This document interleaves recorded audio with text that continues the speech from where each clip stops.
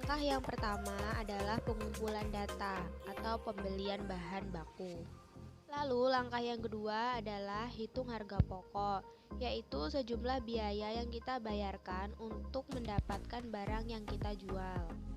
Dalam proses jual beli, harga pokok adalah harga belinya ditambah dengan transportasi untuk beli barang-barang tersebut.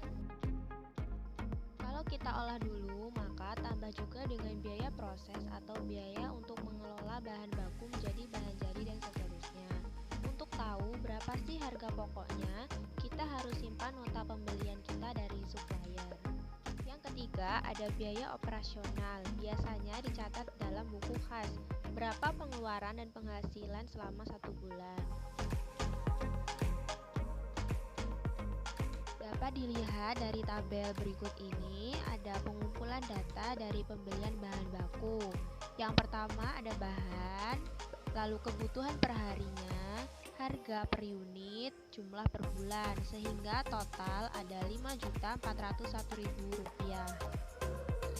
Lalu ada tabel biaya operasi. Yang pertama biaya administrasi sebesar Rp275.000, yang kedua biaya pemasaran sebesar Rp150.000, yang ditotal berarti menjadi Rp425.000.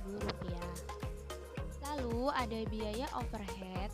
Yang pertama biaya listrik sebesar Rp439.000, yang kedua ada biaya air sebesar Rp197.000, yang ketiga ada biaya telepon sebesar Rp64.000, yang terakhir ada biaya penyusutan sebesar Rp555.875.000. Jika ditotal sebesar Rp1.256.875.000.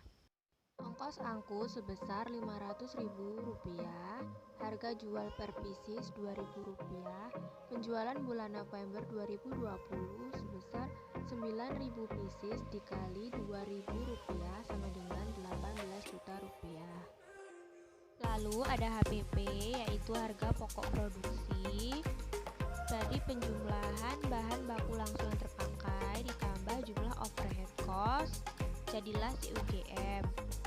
Lalu CUGM dibagi per unit dan hasilnya kurang lebih sebesar Rp3.000. Lalu ada laporan laba rugi, yaitu penjumlahan dari penjualan kotor ditambah penjualan bersih, lalu dikurang harga pokok penjualan, maka hasilnya menjadi laba kotor. Lalu biaya operasional itu ada administrasi ditambah dengan pemasaran, hasilnya adalah Rp425.000. Lalu laba bersih didapat dari laba kotor dikurang jumlah biaya operasi.